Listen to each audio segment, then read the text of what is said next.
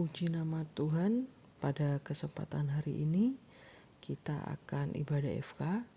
Biarlah setiap benih firman Tuhan tertanam dalam lubuk hati kita, berakar, bertumbuh dan berbuah lebat.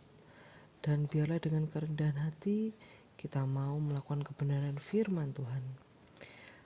Pada kesempatan hari ini kita akan sama-sama belajar kebenaran firman Tuhan yang diambil dari kitab 1 Petrus pasal 3 ayat yang ke-13. Perikopnya adalah menderita dengan sabar. Di website ini judul perikopnya nggak ada ya, jadi saya tunjukkan Alkitabnya. Jadi di sini judul perikopnya adalah menderita dengan sabar. Nah, ini kelanjutan yang minggu kemarin yang kasih dan damai. Jadi yang di bawahnya ini ayat yang ke-13 ini judul perikopnya menderita dengan sabar. Baik, kita akan bahas ayat demi ayat. Kita siapkan hati kita, roh, jiwa, tubuh, pikiran kita. Baik, ayat yang ke-13 kita akan bahas. Dan siapakah yang akan berbuat jahat terhadap kamu jika kamu rajin berbuat baik? Jadi di sini dikatakan bahwa kita orang percaya pada kebenaran firman Tuhan. Percayalah saudara-saudari. Siapakah yang akan berbuat jahat? Siapa sih orang yang berbuat jahat terhadap kita jika kita rajin berbuat baik? Ini dikasih tanda tanya. Penjelasannya adalah ayat ke-14. Tetapi sekalipun kamu harus menderita juga karena kebenaran. Jadi di sini ditekankan bahwa jikalau kita melakukan kebenaran firman Tuhan, tetapi kita harus menderita. Ayat selanjutnya, kamu akan berbahagia. Nah, kenapa kita harus berbahagia? Ayat yang selanjutnya, sebab itu janganlah kamu takuti apa yang mereka takuti dan janganlah gentar. Jadi percayalah, pada saat kita melakukan perbuatan baik terhadap orang yang berbuat jahat pada kita, Tuhan akan menjadi hakim yang adil.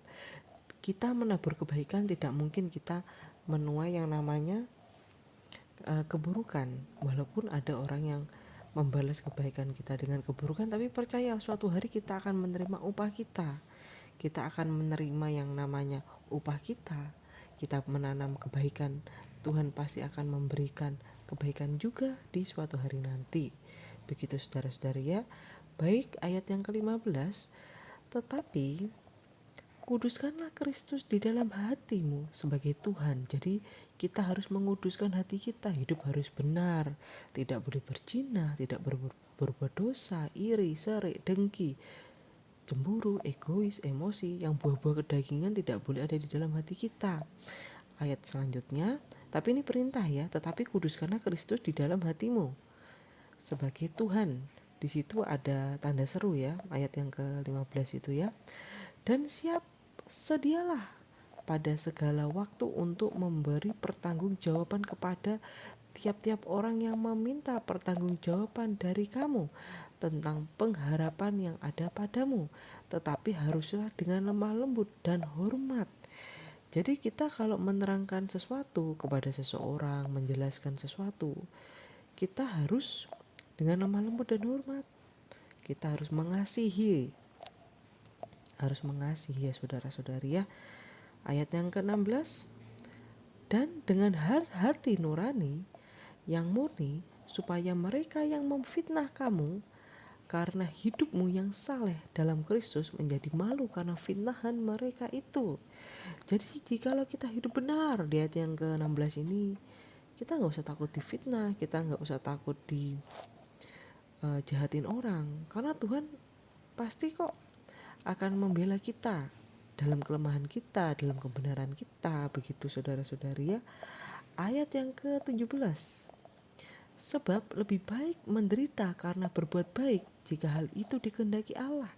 Jadi jikalau firman Tuhan mengatakan kita harus berbuat baik, tapi kita mengalami suatu penderitaan, Tuhan pasti akan tolong kita saudara-saudari ya. Saudara-saudari sabarlah ya, daripada menderita karena berbuat jahat. Jadi di sini lebih baik aku berbuat baik daripada aku berbuat jahat. Daripada aku membalas kejahatan dengan kejahatan, mendingan aku membalas kejahatan dengan kebaikan. Memang ngomong itu mudah. Saya selalu tekankan di khotbah-khotbah saya kalau temanya tentang berbuat baik itu memang Orang kalau jati kita berbuat baik sama orang itu memang susah, makanya kita perlu Roh Kudus, kita butuh Tuhan Yesus, kita berdoa biar hati kita dipenuhi Roh Kudus. Bagaimana caranya? Caranya melakukan kehendak Bapa di surga, melakukan kebenaran firman Tuhan, berdoa, berpuasa, begitu saudara-saudari ya. Baik, ayat yang ke-18.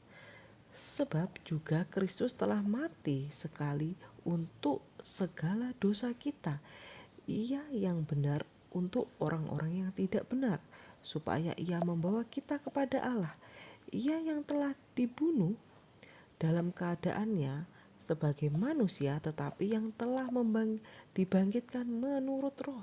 Jadi di ayat yang ke-18 ini Tuhan itu memberikan contoh bahwa gara-gara kita berbuat dosa, dia harus mati di atas kayu salib menebus dosa kita. Jadi dia memberikan contoh apa sih arti kasih. Kasih itu ya seperti itu, dijahati ya tetap berbuat baik.